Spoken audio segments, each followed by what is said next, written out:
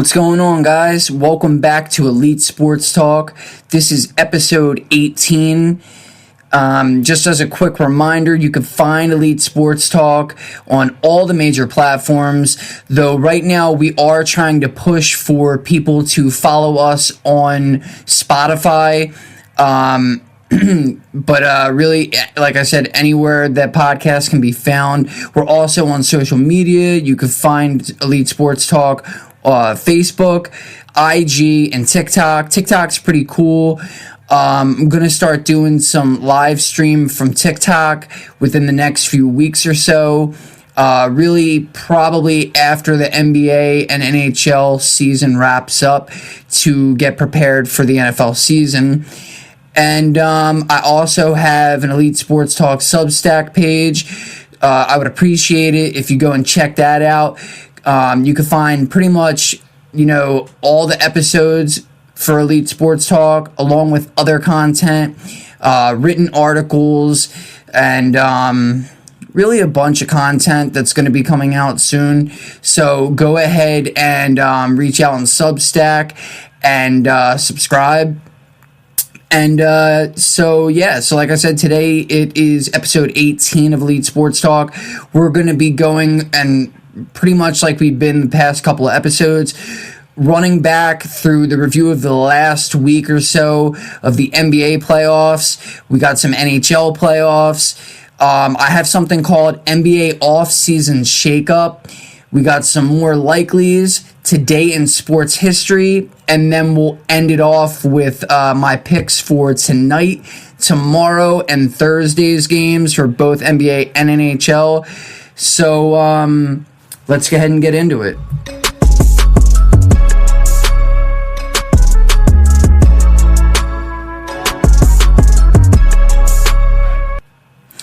Yeah, so as the graphic just showed, we already know everything's been set for the second round of the playoffs. A couple of games have already been played in the NBA. A couple of games will be played game one for tonight. But first, let's go back to last Thursday. First game of last Thursday, which was April 30th. The New York Knicks ended up not only defeating the Atlanta Hawks, but demolishing the Atlanta Hawks, thus keeping the Hawks in Atlanta. That's right, the game was in the ATL. And,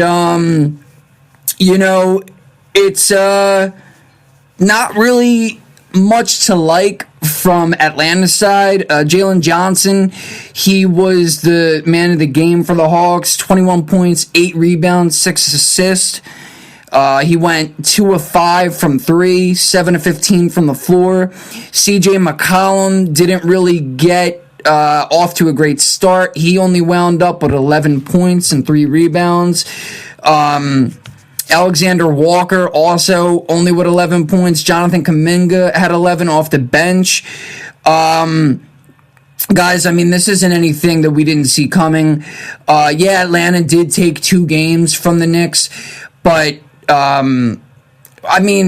we all kind of knew coming into the postseason that the Knicks were one of the favorites to probably reach the Eastern Conference Finals. So letting a team like Atlanta beat them in the first round would have been, very traumatizing for New York fans. Atlanta really didn't have enough. They had enough to win 2 games. Certainly, I think they could have even ended up, maybe getting to a game 7. But it's just they didn't have enough to be able to contend with a team like the Knicks and take them down in a 7-game series. When you look at the Knicks side, OG Anunoby had 29, 7, and 2. Bridges had 24, 5, and 3. Jalen Brunson, 17 and 8 assists. Josh Hart, 14, 5, and 2. Karl Anthony Towns, this was insane. Karl Anthony Towns was just 1 of 4 from the floor, and he managed to get a triple-double, 12 points, 11 rebounds, and 10 assists. He was 10 of 10 from the free throw line. And actually, if you didn't see, after the game, for the post-game interview, the reporter, gosh, I forget who the reporter was, but she actually pointed that out. Did you realize that you ended up with a triple-double and only 1 of 4? And he was shocked. He didn't even know. So yeah, that was pretty cool. And then when you look at how I've been doing like the breakdown of the stats of the whole game, team stats, and I mean, it was a 0. It was a goose egg for Atlanta. Everything swung in the favor of the Knicks. Field goal percentage, 3-point percentage, free throw percentage, total rebounds, 46 to 35. Total assists, 33 to 22. Steals, that's a good one. The Knicks had 16. Atlanta only had 5. Turnovers, this is one of the things that really killed Atlanta. They had 19 turnovers, and those 19 turnovers led to 26 points for New York. Fast break points, 35 to 8 for the Knicks. So, I mean, again, man, it wasn't just about turnovers, but that's a large reason why they got blown out in this type of fashion. Largest lead of the game, Atlanta held only a 4-point lead. The Knicks, of course, had a 61-point lead at one point in the game. The final was 140 to 89. So, sayonara, see you later. Hopefully for Atlanta, they can figure something out for next year and maybe get a little further into the postseason. Then let's go to the second game Thursday. It was Game 6 between the Philadelphia Sixers and the Boston Celtics, a game in which Philadelphia ended up winning 106-93. Joel Embiid, 19, 10, and 8. Maxey had 30 points, 5 assists, 2 rebounds. Paul George had 23, 4, and 3. Kelly Oubre Jr., 14 and 9. VJ Edgecombe had 14 points, 8 rebounds. Then you look at Boston. Jaylen Brown paced them in points with 18. Jason Tatum a double-double with 17 and 11 rebounds. And then Derek White with 11 points. Outside of that, they didn't really get a whole lot out of the rest of their starters. Their top guy off the bench, Luka Garza, did have 9 points, but their top guy was Peyton Pritchard with 14, 3, and 5, although he was only 1 of 8 from 3. I mean, overall, in this game, they shot 12 of 41 from 3. I mean, that's just not going to get it done. Boston, with the team stats, that largely also swayed in favor of Philly, 12-1 in terms of all those stats there. So they go into a Game 7 from there, right?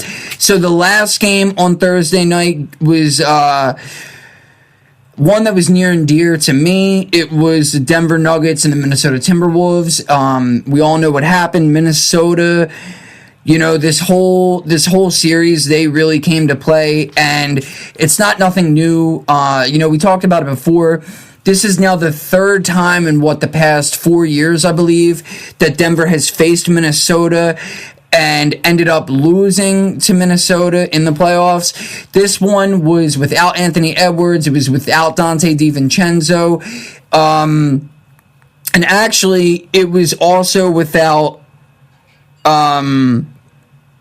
Dosunmu.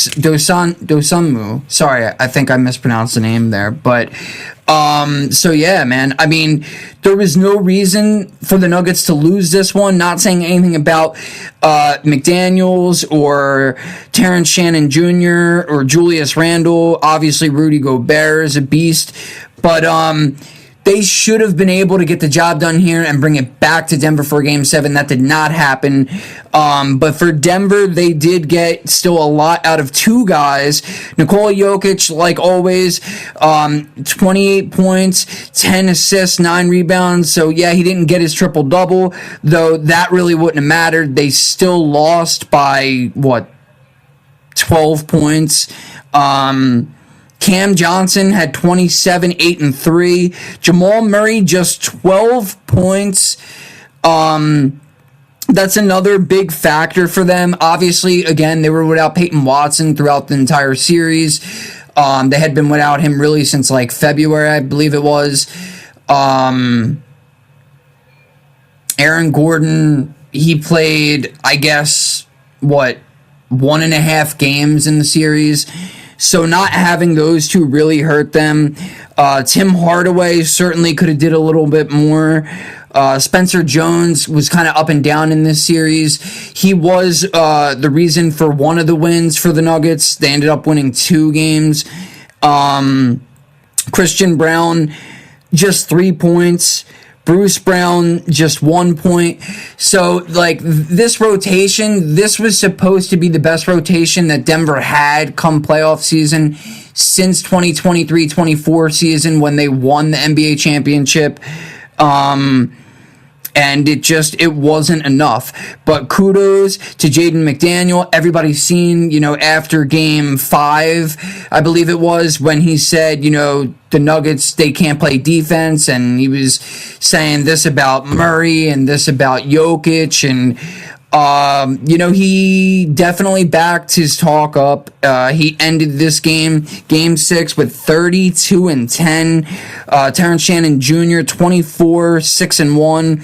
Julius Randle had 18. Rudy Gobert was 2 assists shy of a triple-double with 10 points, 13 rebounds.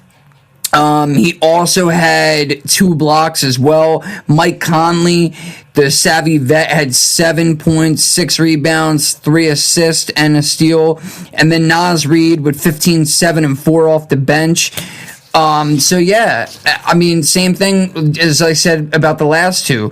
When you look at the team stats, it was largely in favor of Minnesota. Turnovers, 13 by Denver, only 7 by Minnesota. Points off a turnover, 16 for Minnesota, only 10 for Denver. Fast break points, which the Nuggets have been great with all year. For the past couple of years, really, they're one of the best teams in the league at fast break points.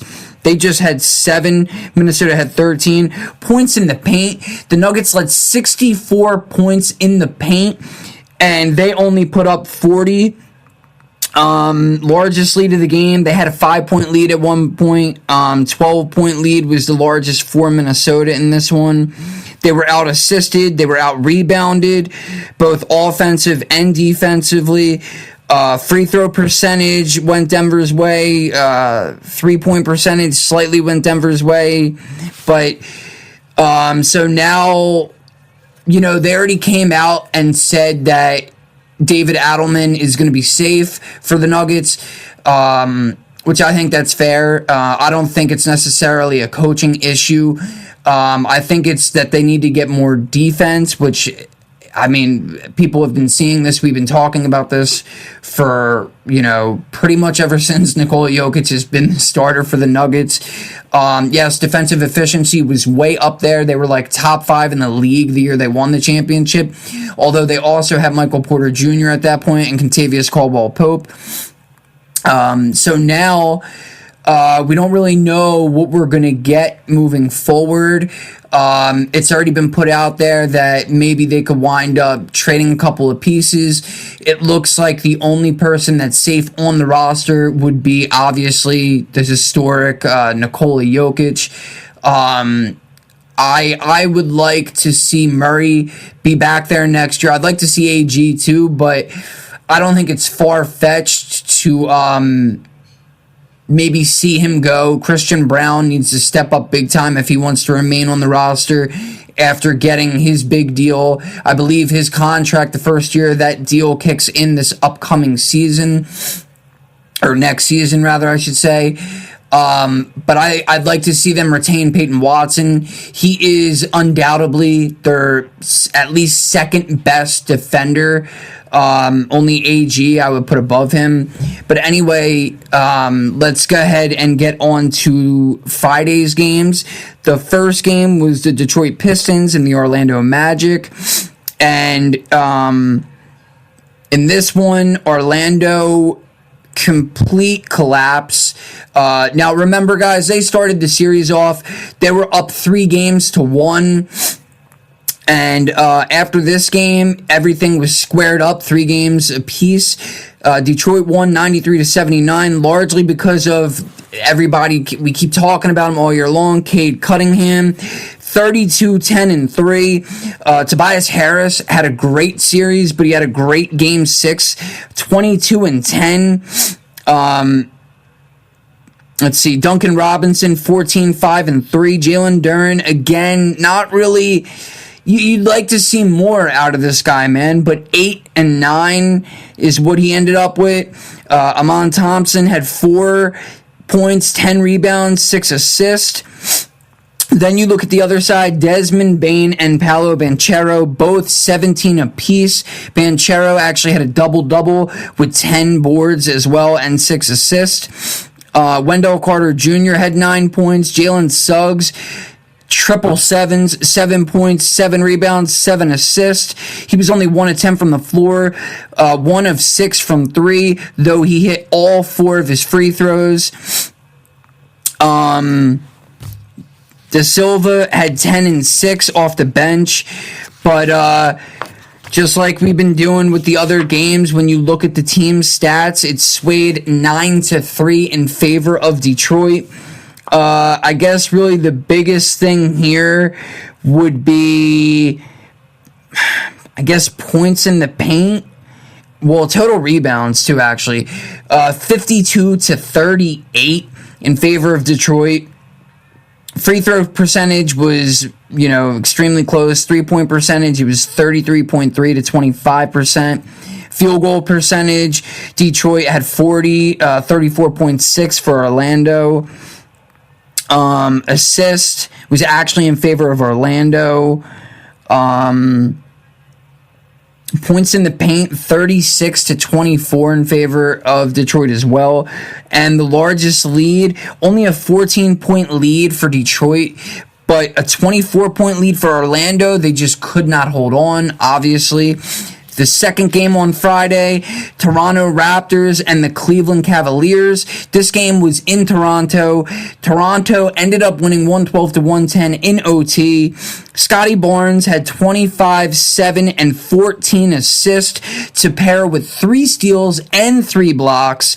Walter had 24 and 5. RJ Barrett, 24, 9, and 3. Let's see. And then you look at the other side. Evan Mobley, 26 and 14. Donovan Mitchell, 24, 5, and 2. James Harden, 16, 9, and 9. Jared Allen, 14, 7, and 1. Max Strus, 6 and 5. Dean Wade, 10 and 5 off the bench, and Dennis Schroeder was 7 of 8 from the free throw line. That's where he got all 7 of his points. And this was just like every other win. The team stats show 11-3 in favor of Toronto. Friday, the third game on Friday was the Lakers and the Houston Rockets. The Lakers ended up winning by 20 points, thus winning the series 4-2. They won the game 98-78. LeBron, 28, 7, and 8 as a 41-year-old man. And obviously still without Luka. Reeves played in this one. He had 15, 3, and 2, though he did not have as much as Rui, 21, 6, and 2. Marcus Smart, 7 and 7. DeAndre Ayton, only 7 points, but he did have 16 boards. Laravia, 7 and 5. That was their key guy off the bench. When you look at Amon Thompson, I'm sorry, earlier I said Amon Thompson. I meant Asher Thompson for Detroit. Amon Thompson is on Houston. He had 18, 8, and 3. And he paced the Rockets in scoring. Alperen Sengun, 17 and 11. Tari Eason, 14 and 5. Reed Shepherd had 10 points. Jabari Smith had 9 and 12 rebounds. They shot 5 of 28 as a team from 3. Houston, 12 of 28 was what the Lakers shot. And just like every other game, again, the team stat shows 11-2 in total categories here. Lakers, without Kevin Durant, I think it was kind of assumed that this was going to happen. And to be honest with you, even with all the talent that Houston has, I think that it says something about their team that they were even able to win 2 of these games without KD. Now, if KD would have played, with the Lakers not having Doncic and Austin Reeves obviously missed like the first 4 or 5 games of that series, it could have been a different outcome. I could have even seen Houston winning. In fact, I can't remember who I took for the whole series. I want to say that I think I did take Houston, just thinking that they would be without Luka and AR for the whole series. But again, man, it's the way that Houston played without KD throughout that entire series. It's a testament that they were able to actually beat the Lakers in 2 of these games. So then we get to Saturday. There was one and only one NBA playoff game. This was Game 7.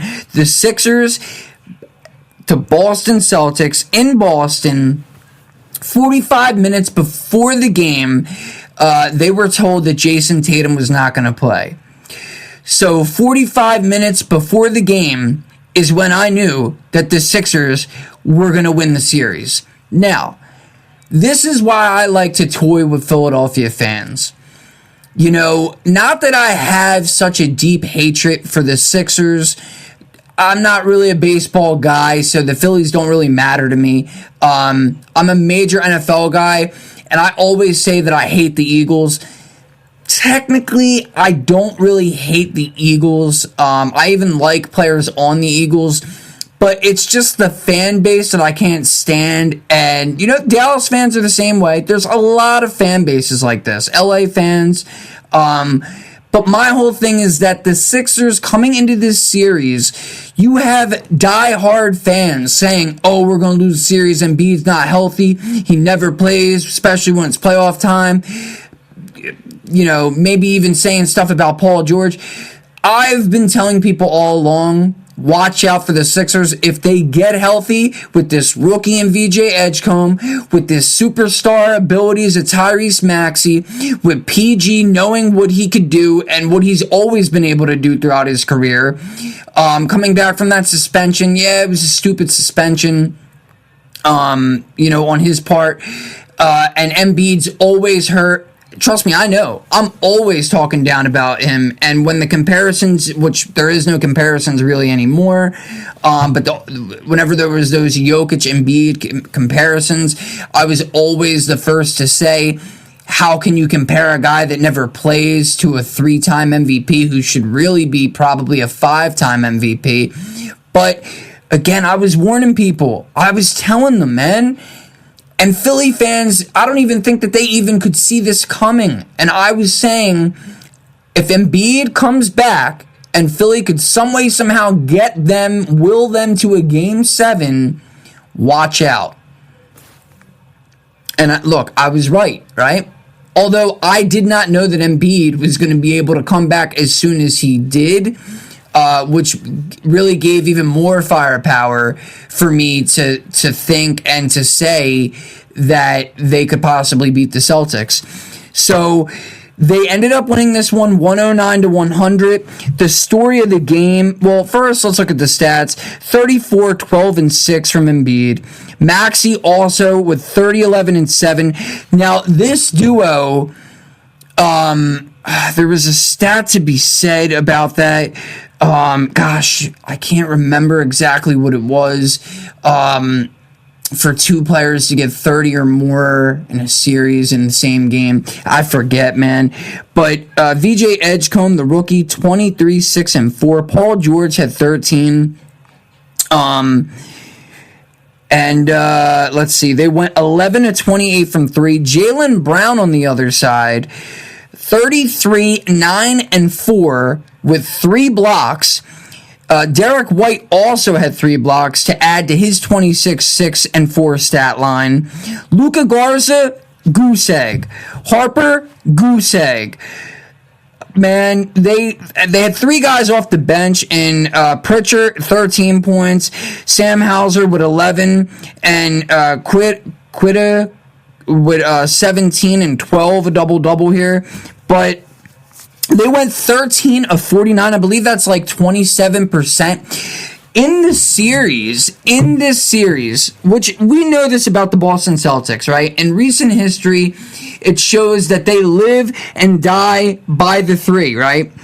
And, I mean, obviously, it's what killed them. Yes, Jason Tatum not being there also largely killed them. Had he have played, it could have been a different game. They only lost by 9 without him. So you gotta wonder, if he did play, would they win the game? They would have had a definite better shot than they did. But here we go. First, let me just say this. In this series, on open threes, on open 3-point attempts, they were 60 of 180 attempts. That's 33%. And yes, they were 27%, 13 from 49, or 13 of 49 in Game 7. So again, like I just said, they live and die by the 3. We know that Joe Mazzulla, this is what he likes to do. They like to take a lot of threes, open or not.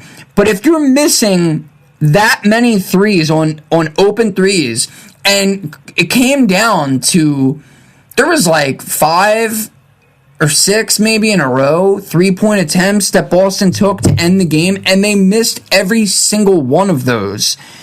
Peyton Pritchard was 2 of 7. Derek White 5 of 16. Jaylen Brown just 3 of 9. Which, I mean, in retrospect, that wasn't a terrible percentage, but Derek White, 5 of 16. Man, I don't know. I don't even know if they're going to have changes or not. I don't know what they're going to do. Obviously, if you don't know, Jaylen Brown, he went and live streamed on, I believe it was Twitch, and he was talking about how this has been the best season of his career. And for him individually, yes, that is true. Although it does kind of come off,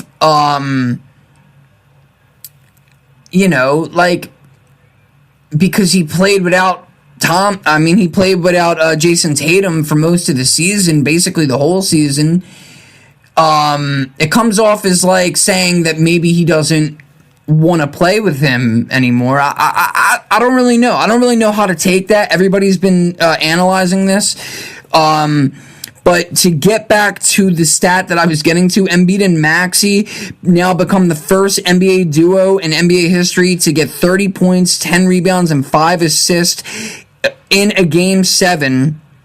Embiid averaged 32 points and 10.5 rebounds versus the Knicks in 2 games this season, which we're getting to that in just a few moments here. So when you look at the team stats, it's swayed 8-4 in favor of Philly, which no surprise. Then we get to Sunday here. Sunday, there was 2 Game 7s in the NBA. The first was held in Detroit. And again, Orlando started this series off. They were up 3-1. I actually think that I had them beating Detroit. I knew that they would win in Detroit at least one game. They ended up winning both of those games, I believe, if I remember.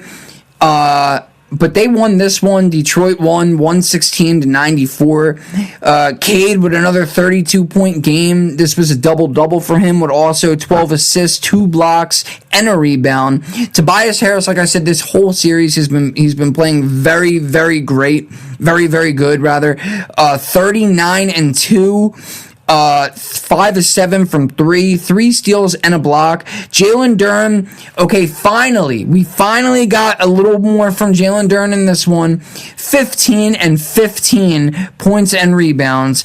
He was 5 of 6 at the charity strip.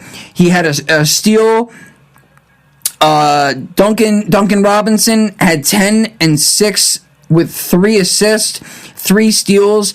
Then we get back to Asor Thompson, had 8, 4, and 4. Jenkins off the bench, 16, 3, and 5. He was 4 of 5 from 3, 5 of 8 from the floor.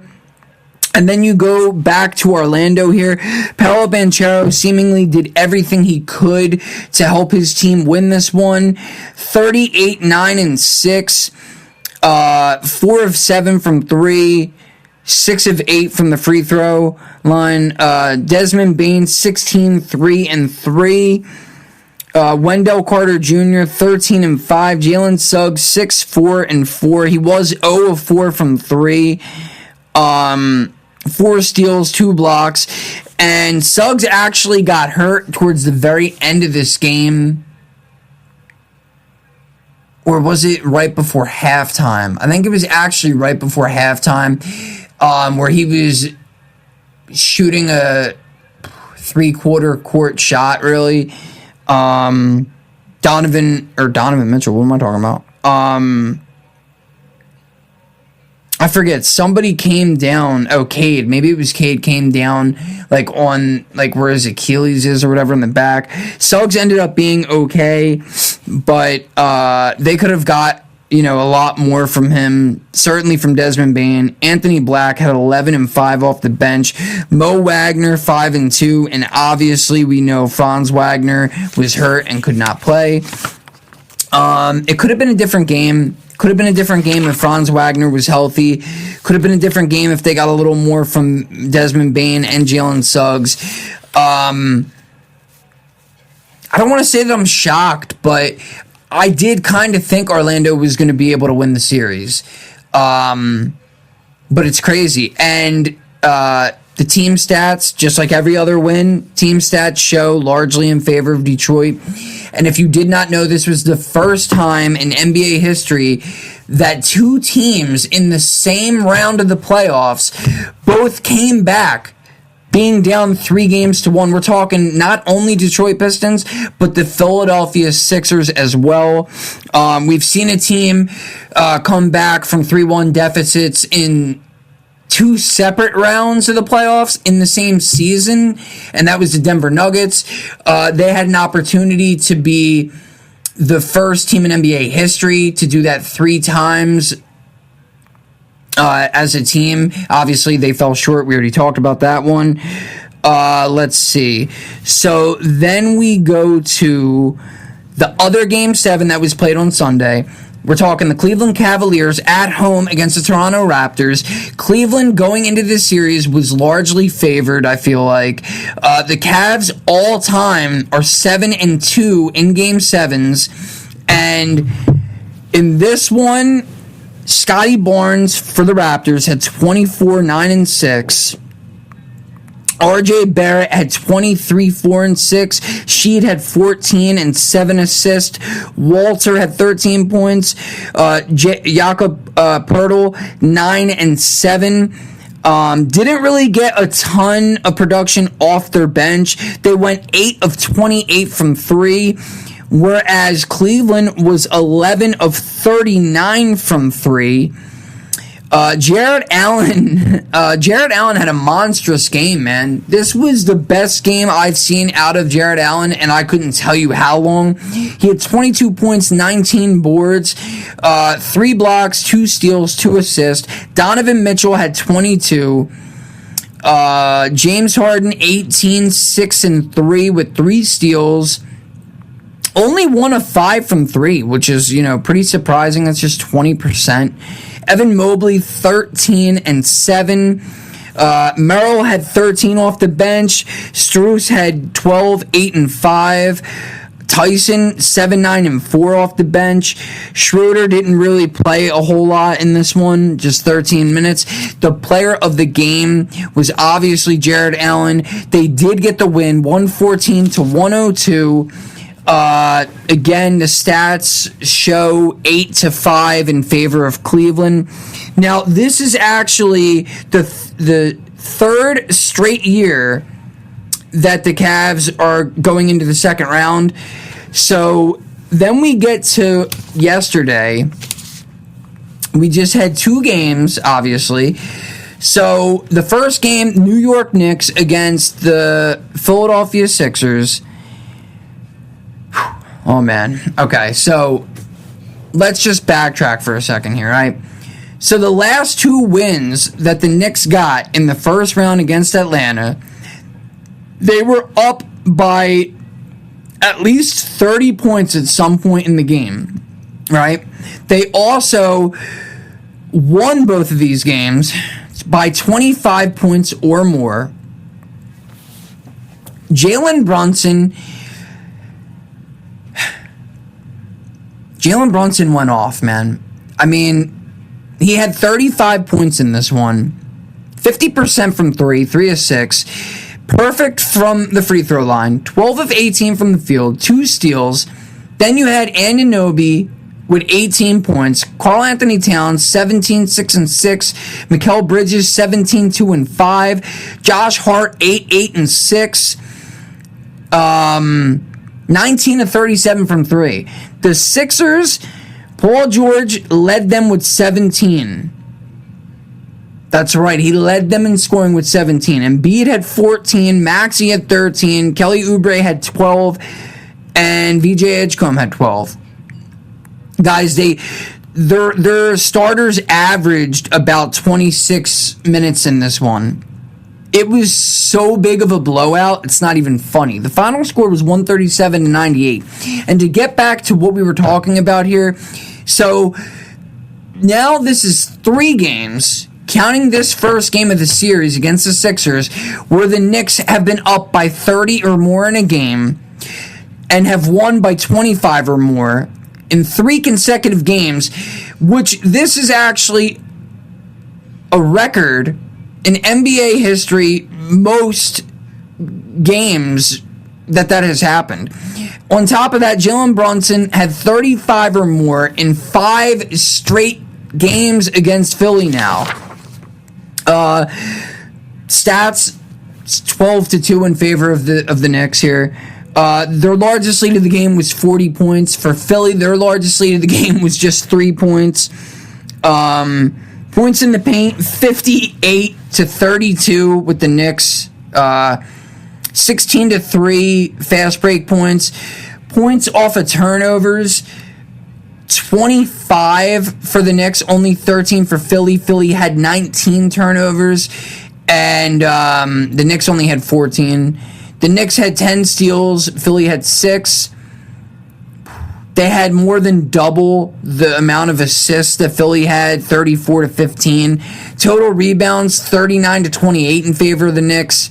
3-point percentage, 51.5 for the Knicks, 36.7 for Philly. Field goal percentage was a doozy, 41.1 to the Knicks, 63.1.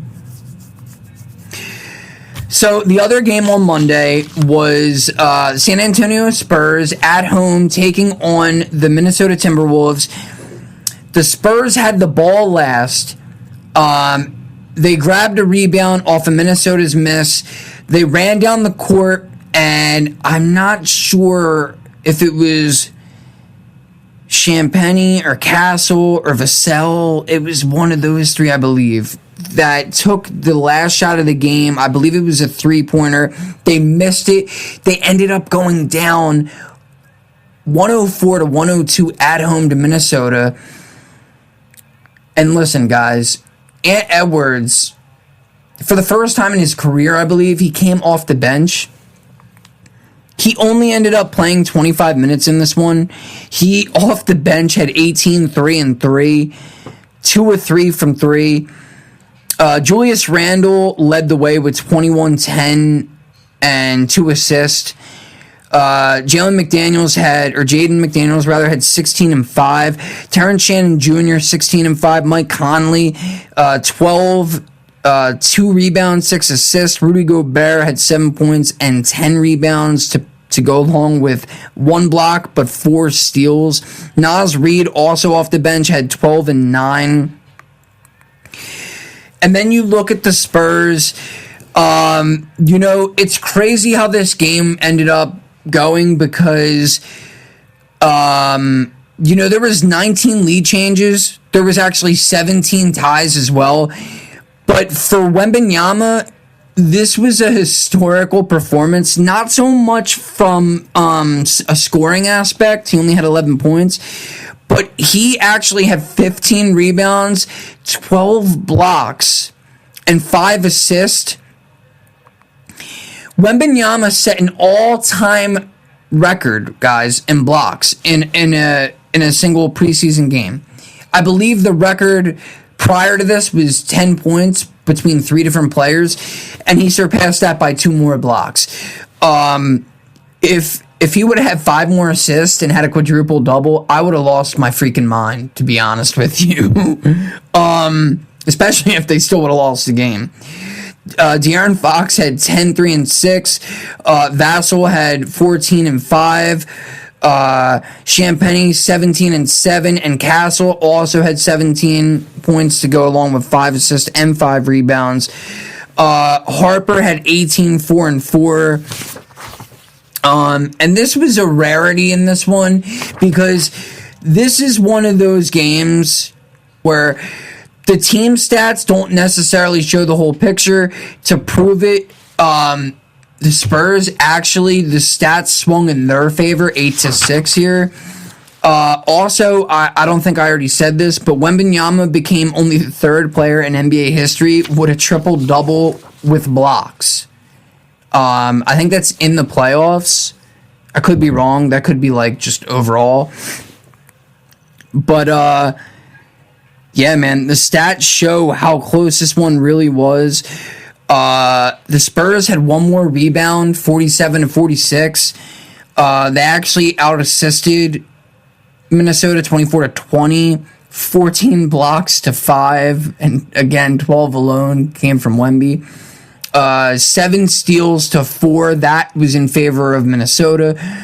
Minnesota only had 10 turnovers and got 15 points off of those. Gave up only 15 points off of those. The Spurs had 13 turnovers, which converted into 11 points for Minnesota. Fast break points were in favor of the Spurs, 27-10. Points in the paint were slightly in favor, 58-52 to the Spurs. Largest lead of the game, just 7 points for the Spurs, 9 points for Minnesota. So now when you look at the overall matchup record so far, so you go back to the first round, and between OKC and Phoenix, in the playoffs, OKC swept them.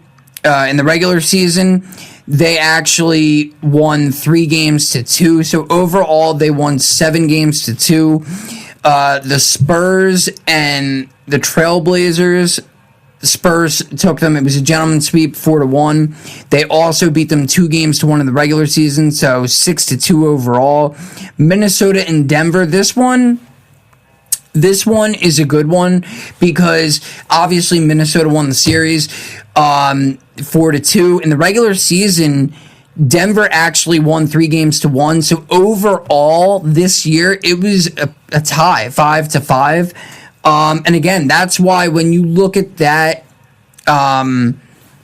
if Peyton Watson and Aaron Gordon would have played, no disrespect to Minnesota, but Denver would have, certainly should have won that series, even if it still would have went 7 games.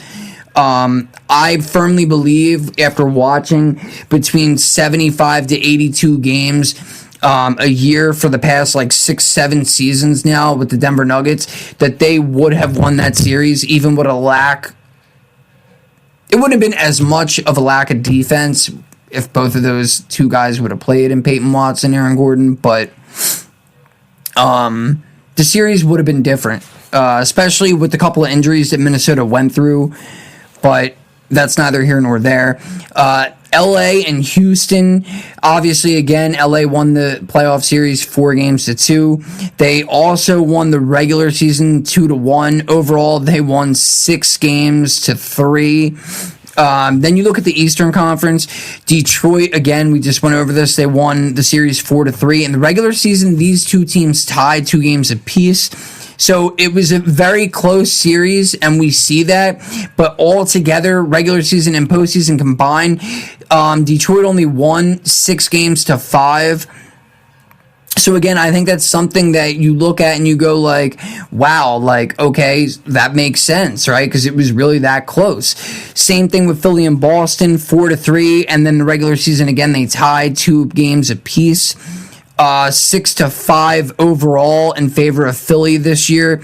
And you got to remember, a couple of those games were played both in regular season and postseason without Embiid, which is a little more impressive for Philly. But I mean, you could say the same thing for Boston. You take out Embiid, but you also take out Jason Tatum because he missed so much of the regular season. Plus, he missed, that last game of the series there. But again, so super close, and the stats show that. The Knicks in Atlanta, 4-2 in favor of New York in the postseason. In the regular season, it was 2-1 in favor of New York as well. So 6-3 overall here. Cleveland and Toronto. Cleveland won the series, obviously 4-3. In the regular season, though, they actually did not beat Toronto at all. Toronto swept them 3-0. So this is another odd, unique circumstance with Cleveland coming out on top. However, Toronto actually won the overall record this season between playoffs and regular season combined, 6-4. And then we get to round 2. There's not a lot we can say right now. We're only a couple games in, but Philly and New York, regular season, they were 2 games apiece. Again, without Embiid for 2 of those games, maybe 3. I think 3 games they played without Embiid against the Knicks this year. But they were still tied 2 games apiece in the regular season. So far, the Knicks are out in front, 1-0 in the series. Minnesota and the Spurs. Regular season, Minnesota took this series 2-1. They're also up 1-0 right now, so 3-1. They're the early favorite, it looks like, to maybe be that team that takes the Spurs out. I don't know. We gotta look and see what happens. I'm not giving up on San Antonio. But man, Minnesota is tough. They really are, even with some of these injuries that they still have. Ant-Man, it's crazy how quick he can come back from injuries, especially, when he was already kind of dealing with an injury to come into the playoffs and then hurt. The injury he was already dealing with was a knee injury, and then he ended up hurting his other knee. So, yeah, this is going to be a wild series. It could wind up going 7 games.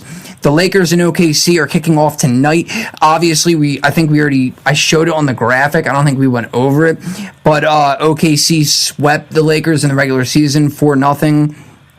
And seemingly without Luka, I think it's not too far-fetched to say that OKC, if they stay healthy, could do the same thing in the postseason, or at least maybe a gentleman's sweep.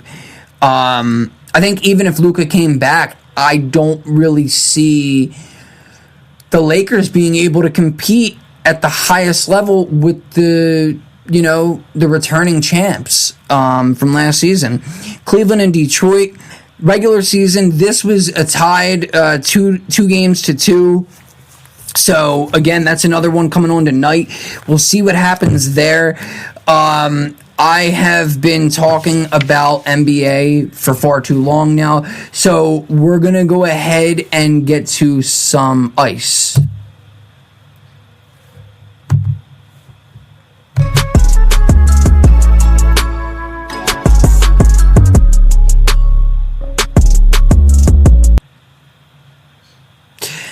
Okay, so again, just like we did with NBA, we're going to go back to last Thursday. Dallas at Minnesota. This was Game 6.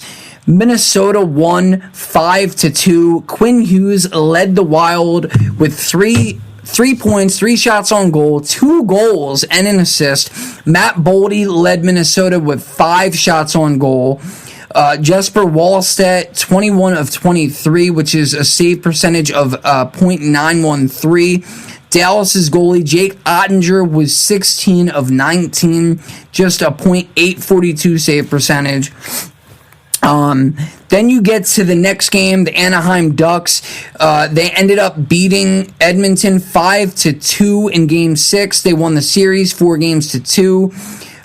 There were 3 different Ducks with 3 points in this game. Troy Terry, Chris Kreider, and Leo Carlson, which, by the way, they all had 2 assists in this one. Cutter Gauthier and Troy Terry both had 5 shots on goal each. Lucas Dahlstall, 25-27 with a .926 save percentage. Connor Murphy led the way with 4 shots on goal for Edmonton. But, the superstars, Leon Draisaitl and Connor McDavid, combined for a total of just 4 shots on goal, 1 assist, and 1 point. Obviously, no goals. Their goaltender, Connor Ingram, went 26 of 30 with just a .867 save percentage. So, what's to come for Edmonton? I don't know. Because, you want to just sit here and nitpick and say it was a defensive thing. Anaheim certainly seems like one of the top powerhouse teams in terms of scoring throughout the first round of the playoffs. They were largely above and beyond everybody else when it came to goals per game. Well, total goals and goals per game, really. But I don't think you hang your hat on that because, yes, it's fair to say that they were lacking the defense. The goaltender play, obviously, was hurting them in that series. But for the past couple of years now, we've seen that. We've seen that they've had defensive issues. They've had issues in the net. So, for them, it was always about just outperforming on the offense, outscoring the teams that they were playing. I'm very interested. I'm very intrigued to see what they will do and whether they're going to have, 1 new goaltender next year or 2. I think there's certainly some guys that you could go out and look at that may not be happy with their current situations. And 2 of those goalies I'm actually going to bring up later on the show. But let's go ahead and get to Friday. The Tampa Bay Lightning took Game 6, 1-0 in overtime. Kucherov and Darren Radish led Tampa with 6 shots on goal apiece. Gage Gonsalves was the sole goal scorer in this one. Ivan Demidov led Montreal with 5 shots on goal. Cole Caulfield had 4 shots on goal. Jakub Dobes had 32 of 33 saves, which is a .970 save percentage. And then you get to the Buffalo and the Bruins game. And they ended up the Buffalo Sabres ended up keeping the Boston Bruins put at home after winning 4-1. They won the game won the series in just 6 games. They had 3 players but 5 shots on goal, and their goaltender Alex Lyon was 25-26 for a .962 save percentage. For Boston, the man, as we know, David Pastrnak, led Boston Bruins with 5 shots on goal and was their sole goal scorer. Morgan Geekie had 4 shots on goal, and Jeremy Swayman was 22 of 25. That's just a .880 save percentage. That's obviously not going to get it done. You go back, you rewind, I believe it was both of the first 2 games of the series. Boston should have been up 2-0. But it's just, it's been proven time in and time again all season long, specifically down the stretch with Buffalo that this team was going to be for real. So move over Buffalo Bills, because guess what, guys? You're not the only ones in town anymore. You know, the Sabres have a real shot here. They have a real shot of doing the unthinkable, something that probably not too many would have seen outside of Buffalo happening this year, which is maybe getting, you know, out of the East and getting to a Stanley Cup final, maybe even winning. Obviously, the Hurricanes are going to have something to say about that, but, you know, it's very exciting to see this out of Buffalo. Then let's get to the next game. Vegas Golden Knights eliminated the Utah Mammoth after 6 games. They won 5-1 in this one. Mitch Marner led them with 7 shots on goal, 3 points, 2 goals, and 1 assist. Carter Hart was 22 of 23. A .957 save percentage. And then Clayton Keller led Utah with 7 shots on goal, and Kailer Yamamoto scored their only goal in this one. You know, for Utah, they're ahead of the curve, I think, really. I mean, we're talking about a team that's only in its 3rd season, I want to say. You know, I believe his name is Ryan Smith, the owner of Utah Mammoth. He's got a lot to be happy about, a lot to be proud about with this team. Moving forward, I don't see them falling off. I think just like Vegas, I think they're going to continue to be on a playoff run. There's a lot of teams in the West that are kind of, you know, trying to take that step forward and be on the upswing. There was a lot of teams. There was like 6 teams, 7 teams, maybe down the stretch, fighting for the second wild card spot. But yeah, so I don't think that you know, you make too much out of this. It is the Vegas Golden Knights, and though you did, you know, beat them in the regular season 2-1, you were still in there. You were definitely in the series. You definitely had a shot. So, you know, going forward, you know, I hope to see these guys back next year. It was very fun seeing Utah Mammoth, especially taking down Vegas in 2 of those games. Then you get to Saturday. The Philadelphia Flyers, Carolina Hurricanes, Game 1, Round 2. Carolina with a shutout. They won 3-0. Logan Stankoven led the Canes with 5 shots on goal, 2 goals, and 2 points. And Frederick Anderson, of course, perfect, 19-19. Sean Couturier for the Philadelphia Flyers led them with 5 shots on goal, and their goaltender, Dan Vladar, 20 of 23, a .870 save percentage. Then you get to Sunday. Sunday was Game 7 for the Montreal Canadiens and the Tampa Bay Lightning. Montreal ended up winning in this one 2-1. Nick Suzuki led the Habs with 3 shots on goal. The Canadiens were actually outshot in this one. It was wild.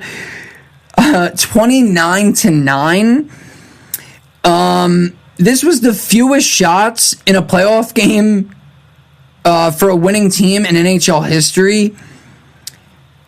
So, yeah, man, it's crazy that you only have 9 shots in a game, yet you still win the game. Not to mention that you are outshot by 20 shots. It's just wild, man. It was wild. I think right now it's just a feel-good story for the Canadiens. But again, the team that they're getting ready to play now in this second round is a team that we just spoke about in the Buffalo Sabres. You know, good luck to Montreal. They were on a heater. You know, they at one point, I think they were on like a 9-game win streak. They had one. Buffalo was on a heater as well. I don't know that Montreal will have the scoring to match Buffalo, but I mean, we'll see what happens, man. It was an incredible way to wrap up a series against Tampa. Two teams from the Atlantic that know each other extremely well. And, so the other game on Sunday, game 1 of round 2 between Colorado and Minnesota. Colorado beat the Wild 9-6. Devin Toews led Colorado with 4 points. They had 4 players with 4+ shots on goal. Nazem Kadri led the Avs with 8 shots on goal. McKinnon and Makar with 3 points each. And Kel Makar led them with 2 goals.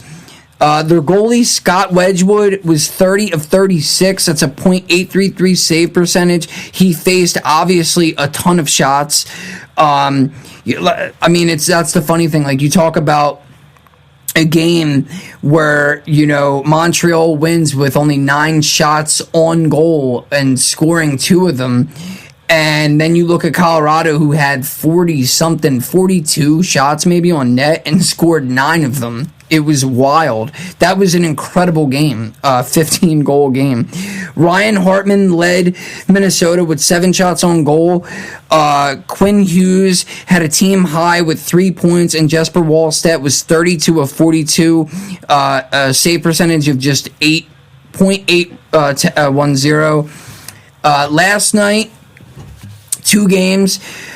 Second game, Carolina and Philly. It went to OT. It was a very good game, a very close game.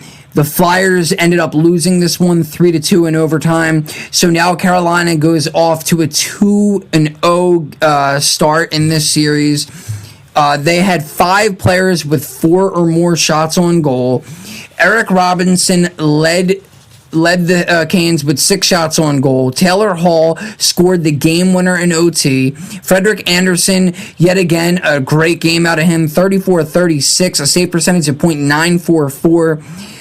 The Philadelphia Flyers, Sean Couturier led them with 5 shots on goal and their one of their goals. Jamie Drysdale also had the other goal, and he had 4 shots on goal. And Zegras also 4 shots on net. Then you got to the night game, the Vegas Golden Knights at home against the Anaheim Ducks. They ended up winning this one 3-1. Basically, it was a 2-1 game. Much of the game was 1-0. The Ducks came back and tied it up late on a goal from Mikael Granlund. And directly after he tied that game up, Vegas came right back down the ice and made it a 2-1 lead. And then, with under a minute left, obviously they pulled Dostal, and that's how Vegas ended up getting their last goal. It was a very impressive goal, though, to be honest with you. I mean, the guy, I forget who, I think it was Mark Stone. He flinged the puck up in the air. It came down right in the middle of the ice and just, slid right all the way into the net. It was pretty cool to see, even though I hated it, obviously, because the Ducks are my team. But, Mitch Marner led Vegas with 3 shots on goal, 2 points, 1 assist, and 1 goal. Carter Hart was 33 of 34. .971 save percentage. For the Ducks, Jacob Trouba, Troy Terry, and Leo Carlson all with 4 shots on goal each. I already said Granlund was their sole goal scorer, and Dostal stopped 19 of 21, a .905 save percentage. So, just like I did for the NBA, I'm going to look at the NHL overall matchup. Let's go back to the first round. Colorado swept the LA Kings 4-0. They also swept them in the regular season, so overall, they swept them 7-0. Then you look at the goal differential, which I think is pretty cool. So, in the regular season, they outscored the Kings 13-5. Same exact 13-5 goal differential in the postseason. That was a total of 26-10. And you could see which we all knew coming into the postseason that it wasn't going to be a fair matchup really for the Kings. Colorado won the President's Trophy, and we can all see why. I mean, they just put up 9 goals against a very, very good Minnesota team. Then you look at Vegas and Utah from the first round. Playoffs, again, Vegas won that 4-2. Regular season, it was Utah that won that 2 games to 1 rather. Overall, Vegas won 5 games to 4 against Utah this year. The goal differential was actually in favor of Utah in the regular season, 10-5. In the postseason, it was in favor of Vegas, 23-18. So this is like another thing, like, it's pretty rare probably, like, to see that it was even Steven. It was 28 goals apiece when it's all said and done between regular season and postseason between those two. Minnesota and Dallas, regular season, it was split evenly, 2 games apiece. Then Minnesota obviously won 4-2 in the postseason. Overall, they won 6 games to 4 against the Stars this year. Regular season goal differential, it was tied 13-13. Postseason, Minnesota took it 23-15. Overall, 36 goals to 28 of the Stars. Edmonton and Anaheim. Regular season, Edmonton won this series 2-1, and obviously in the postseason, Anaheim took it 4 games to 2. Overall, that means Anaheim wins 5 games to 4. However, in the regular season, they were outscored 12-16 by the Oilers. In the postseason, Edmonton was outscored 26-21. So overall, the Ducks win by 1 game and by 1 goal, 38-37. Then you look at the Eastern Conference, Carolina and Ottawa. Carolina took the regular season 2 games to 1.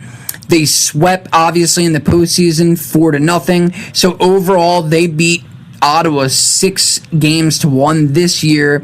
They outscored Ottawa 11-10 in the regular season. Then they went on and outscored them 11 goals to 5 in the postseason. That totals 22-15 goals in favor of Carolina. Buffalo and Boston.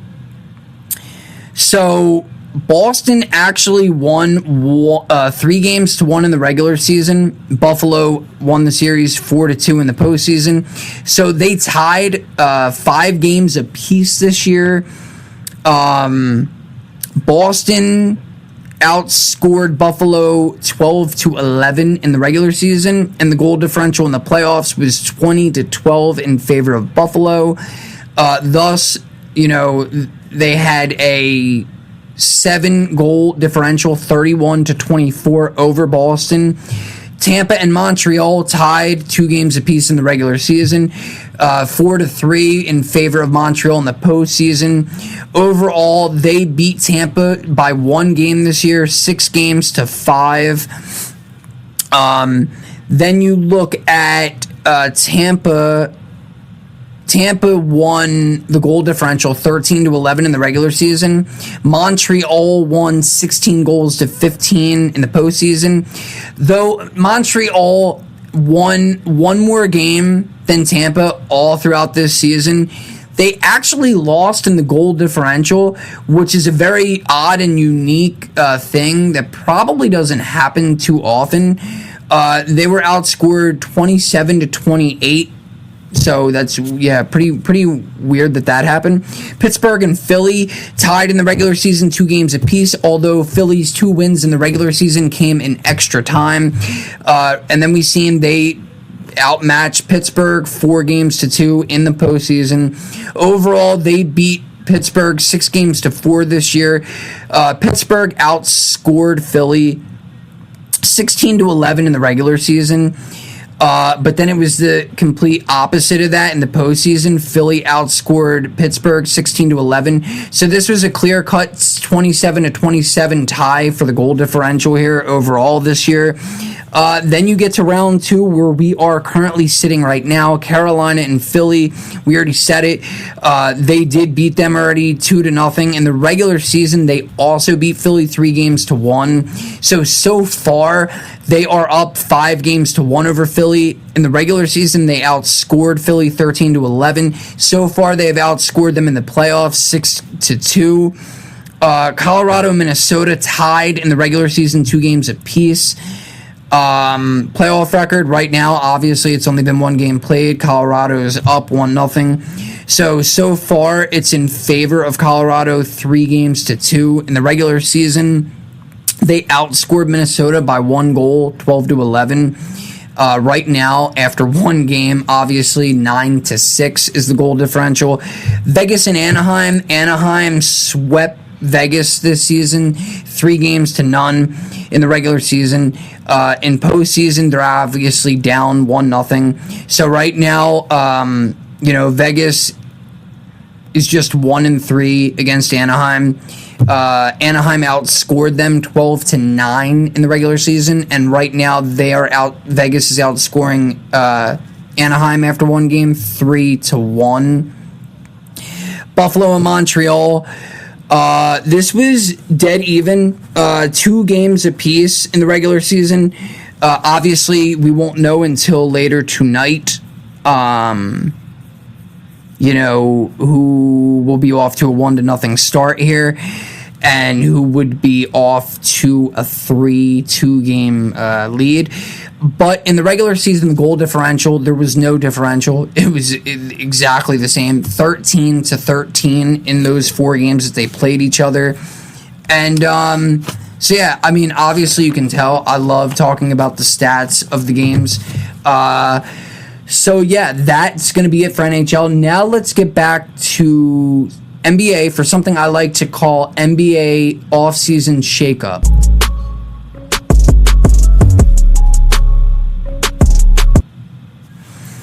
Okay, so this is a little bit of what I'm seeing, what I'm hearing from the NBA world, on top of kind of my own thought process as well. So, one that I've been seeing that in certain ways, I guess it could make sense, but in other ways, it doesn't make a whole lot of sense to me. I'm thinking, what if Kevin Durant ended up on the Denver Nuggets? So there has been graphics out there. There has been rumors circling this.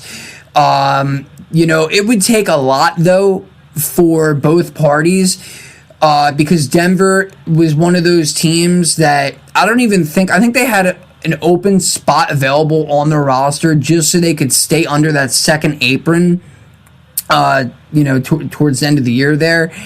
They have a lot of money tied up to Jokic. Obviously, Jokic is getting ready to sign a new deal this offseason. Murray is tying up a lot of the money here. Aaron Gordon, we already talked about Christian Brown earlier. His deal kicks in this year. Peyton Watson is somebody that you would love to retain because he will be a free agent if they don't sign him to a new deal. Bruce Brown, I believe this is going to be probably it for him. I know he only signed for a 1-year deal. Some of these other guys, Jonas Valanciunas, I believe it was mapped out as a possible 2-year deal. I think it's a team option. But we've seen, after Denver signed him last year, we didn't know if he was going to be coming back. It looked like he wanted to stay overseas in Greece, maybe? I forget exactly which country, but it looked like he was going to be playing Euroball. And I don't know what's to happen there.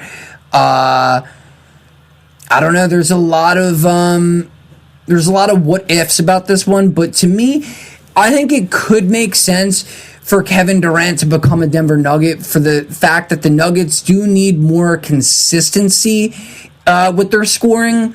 However, at the same time, it kind of doesn't make a whole lot of sense from a defensive aspect. Their defensive rating hasn't been great. I don't know how you would bring KD in and how that would also help elevate the defense. I think there would be a lot of things that would have to happen perfectly here. So, given what I just said, this is one I don't want to happen really. But maybe Aaron Gordon goes to Houston. They would need a return for KD. With the amount of money, I feel like their salaries might be kind of comparable. I don't know how Aaron Gordon would really help. I don't know how he would make up for what they would lack from losing KD. But I know that when Aaron Gordon's healthy, he's still one of the best power forwards in all of basketball. So, I don't know, really. I think it's kind of more just about like a salary thing for this one to happen. Giannis Antetokounmpo to the Boston Celtics. I feel like Boston needs a shakeup. I think that, if they did this, Tatum and Giannis together could be something epic, something special. I think Boston would certainly be favored. I mean, they were favored this year, but I think they would be favored next year. Probably the top team that you would say is going to not only go to the finals, but probably win if this were to happen. And also, why talking about bringing Giannis to Boston, I guess Boston would probably also need to lose somebody, all right? And we already talked about, what's been out there the last couple of days. Jaylen Brown going on Twitch and talking about his whole situation and how upset he is. And I get it. But maybe Jaylen Brown ends up, he's also got a huge deal. They gave him a massive deal. But maybe he talks his way out of Boston. And if he does, hear me out, I think a situation that could potentially be perfect for him is to pair him with Cade Cunningham, right? Him, Cade, and Jalen Duren. Now, Detroit, in my opinion, I think it shows they do need another scorer. We keep talking about it. Cade, Tobias Harris has been great for them. Don't get me wrong. He's a veteran presence. I don't even know what his deal is and how much longer they would have him for. But this would be another consistent piece that would help Cade and probably help him get to the next level. We don't know how far Detroit is going to go in the playoffs right now. But I think Jaylen Brown going there to be their starting two guard, because right now their starting scoring guard is what? Shooting guard, is Duncan Robinson, I believe. So I think it would make more sense to have him coming off the bench. You put Jaylen Brown in there with that lineup with Jalen Duren and also Cade. I don't know if Tobias Harris would still be able to be there or not. They also have some pieces coming off the bench. I think that would be great for both parties, in my opinion, really, especially if Boston winds up getting Giannis. I don't know if Detroit would be willing to trade somebody like a Duncan Robinson or maybe even a Tobias Harris to Boston in order to get Jaylen Brown. But again, these are just my thoughts, right? And then the last one, we already kind of heard rumors. We've seen the dismantling of the LA Clippers, though Kawhi Leonard kept them afloat and kept them in the playoffs, playoff bound. And really, they should have made their way in, really. It was a heartbreaker seeing them lose in the play-in tournament. But I think Kawhi Leonard could wind up with the Miami Heat. They need more of a superstar element. Yeah, we know they have Bam Adebayo. Yeah, they have Tyler Herro. They have a couple of guys. But they're lacking what they used to have in Dwayne Wade, or when they had LeBron, when they had even Shaq for that 1 year. They had Ray Allen for a year or two. Chris Bosh. They're lacking something like that. Even a Jimmy Butler when he was there. So, and again, we've seen what the Clippers did. They traded Zubac and they traded James Harden. So I think that they're looking to tear down and rebuild. I think they're trying to do whatever they can really to keep their head coach there. I don't know. Again, these are just my thoughts, guys. But yeah, so let me know what you guys think about that. I'm going to move on. We're going to get to some more likelies now.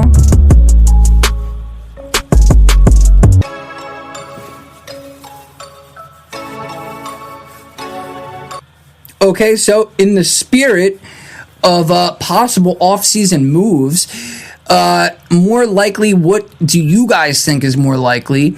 Connor McDavid or Leon Draisaitl to leave Edmonton? I live in a world where I'd like to think that neither one of these guys are going to leave. Like I said, I've been rooting for Edmonton for the past couple of years. It was wild to me that my favorite team had to play Edmonton in the first round. I didn't like it at all.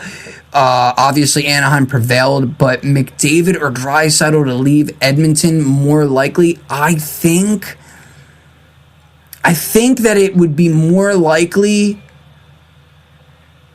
that McDavid winds up leaving. I don't know. I mean, he's the best, in my opinion. He's probably in the opinion of many. He's the best NHL player since Wayne Gretzky. And the fact that he went to back-to-back Stanley Cups and did not win, I feel like it's only a matter of time, even if not next season. I don't know. You got to do whatever you got to do, man.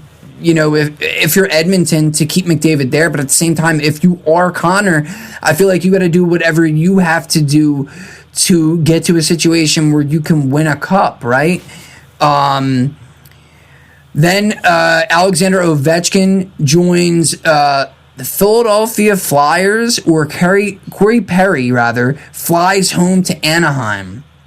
So I was saying I was very upset to see Corey Perry leave Edmonton, but also at the same token to go back to LA to be a part of the Kings. If you're going back to Cali, you're going back to South Cali, why would you not inquire? And maybe he did, maybe he didn't, maybe Anaheim didn't want him, but at least just see. I mean, you see Anaheim was building something special with some of these savvy vets, bringing in Chris Kreider, obviously bringing in John Carlson at the trade deadline.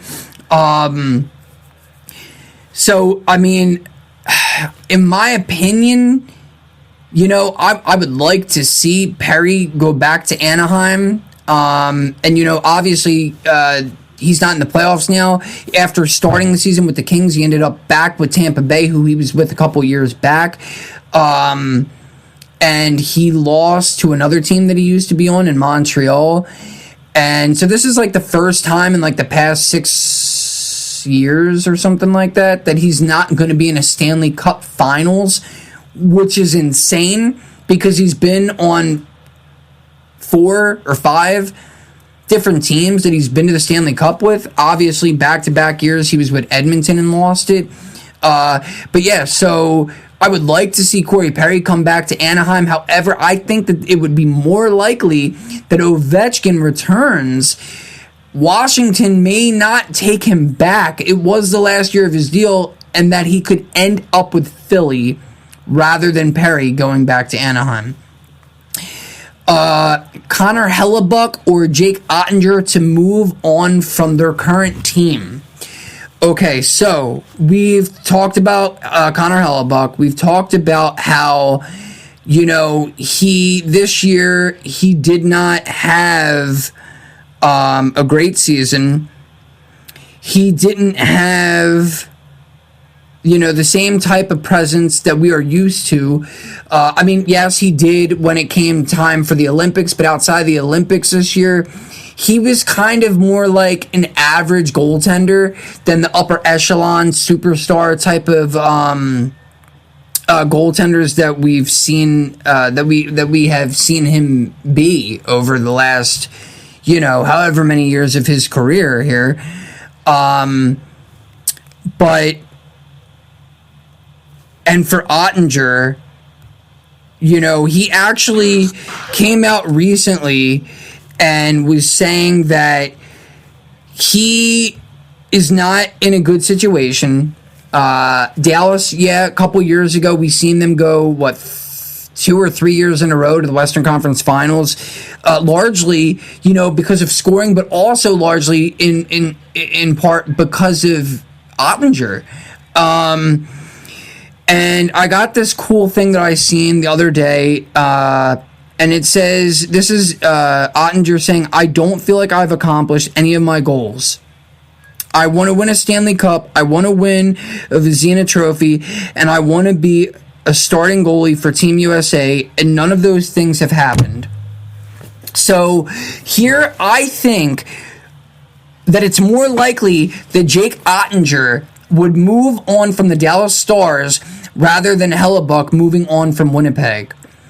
Okay, so now we got going back to the Denver Nuggets and their offseason, and it's to be determined what's going to happen. Like I said earlier, it looks like Denver is willing to answer the phone when it comes time to having anybody be moved from the Nuggets, with the exception of Nikola Jokic. So is it more likely that Jamal Murray or Aaron Gordon get traded?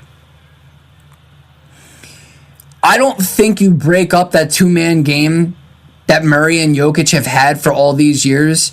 Both Murray and AG have had a lot of ailing injuries, have been injury-prone throughout their careers.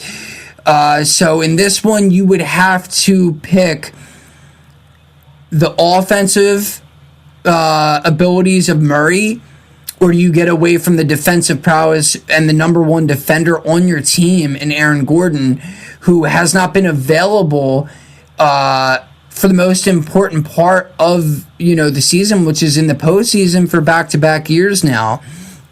Also, kind of linking to what I already said about the possibility of maybe Denver getting like a KD or something like that, they would have to clear a lot of room. But if you're not going to have a great defender come in, if you're going to get somebody like KD, who this year there was a lot of times he let up a lot of blow-bys. I get it. Like, he's 37, 38 years old. He's been in the league a long time. So KD might not be the type of defensive presence that the Denver Nuggets need. But just staying on track with everything else that I've been talking about in this episode here, I would say it's more likely that AG gets traded. And don't get me wrong, like I said, the two-man game between Jokic and Murray, we know how pivotal to this whole team, this whole operation it is. But AG also has a lot of chemistry with Jokic. So, either way, it'd be crazy, but in my opinion, I think it's more likely that Gordon would be the one out.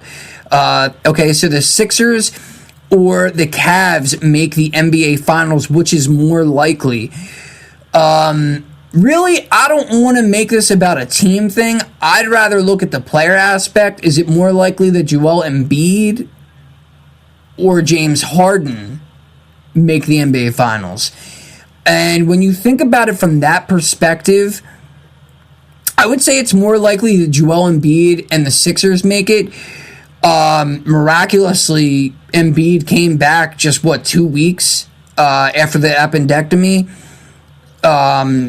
So, yeah, that was crazy. That shows me that he's determined that this year he wants to make it his all. I don't think they're going to win the finals, but if they make it out of the East, if they get there, they're still going to have to see the likes of either Minnesota or OKC or the Spurs.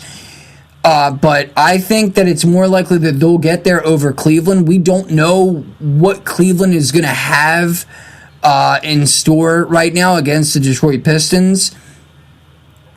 But yeah, so that's my thoughts. I think it's more likely that Embiid and the Sixers would make the finals over the Cleveland Cavaliers and James Harden. And lastly, Paolo Banchero of the Orlando Magic or Devin Booker of the Phoenix Suns wind up on a new team next year. So we've seen the heartbreaking loss out of the Magic after being up 3-1 over the Detroit Pistons. Devin Booker and the Phoenix Suns, they had no business really being in a matchup against OKC. They had no business making the postseason this year, in my opinion.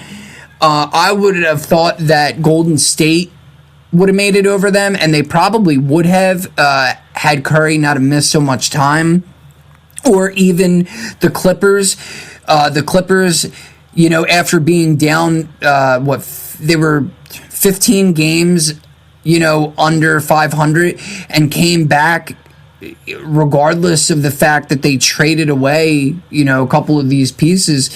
So I think that those teams had more of, should have been rather, in the postseason than Phoenix.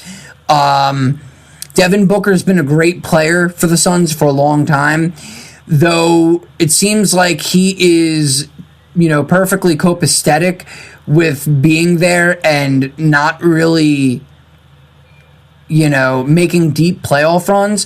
Paolo Banchero, he's been great for Orlando, but this is their, third consecutive year that they were one and done. We seen their head coach just got fired yesterday, I believe it was. Maybe today. I think it's, I don't know, I think it's more likely that Paolo Banchero winds up on a new team next year. Devin Booker, I think that Phoenix is going to do whatever they can to keep him around there. So yeah, let me know what you guys think. Those are just my thoughts, man. And now let's get to some daily picks.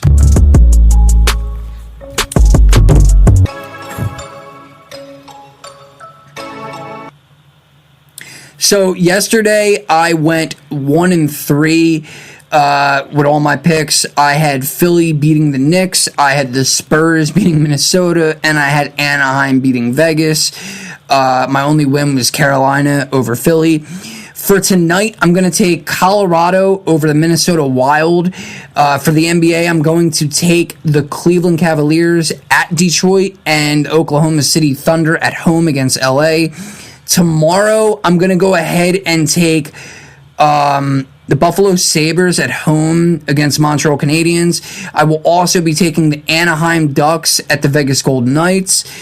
Then NBA, I will take the Knicks to go up 2-0 against the Sixers. And I will take the Spurs again, this time hopefully to tie the series against the Timberwolves. Thursday, I'm going to go ahead and take the Philadelphia Flyers to beat Carolina in their first game at home. And then I'm going to take Detroit, which I think at this point would tie the series up, winning their second game at home against the Cleveland Cavaliers. And I will also take OKC to go up 2-0 against LA. And yeah, guys, so that's going to be it for today. I went a little longer than expected here. Again, you can find Elite Sports Talk wherever podcasts can be found. I'm really pushing to try to get people to go ahead and go into their Google Play Store and download Spotify if you don't already have it, and go ahead and search for Elite Sports Talk and go ahead and hit that follow button, man. Also, follow me on Facebook, follow Elite Sports Talk on IG. TikTok, like I said, soon in the next couple of weeks, hopefully, we'll be doing some live streams over on there, along with Kick and Twitch. And then you can also view the podcast episodes, the videos on Rumble and YouTube. And lastly, Substack. Like I said before, I mentioned that in the opening. You can find Elite Sports Talk there. There's going to be a lot new cool content coming out along with just the episodes. I also transcribe the episodes for anybody that would rather read and see what all I talk about prior to listening or viewing. So go ahead and subscribe there on Substack to Elite Sports Talk. And that's going to be it, guys. Enjoy all the games tonight, tomorrow, Thursday. Hopefully I'll be back with episode 19 by Friday. And I did say I wanted to get to some of the draft grades per division for the NFL, but there's still so much going on with the playoffs for both NBA and NHL. We're going to get to that soon. If not the next episode, maybe the episode after that. And thanks for listening. And that's it, man. It's over. Time for the playoffs. Playoffs?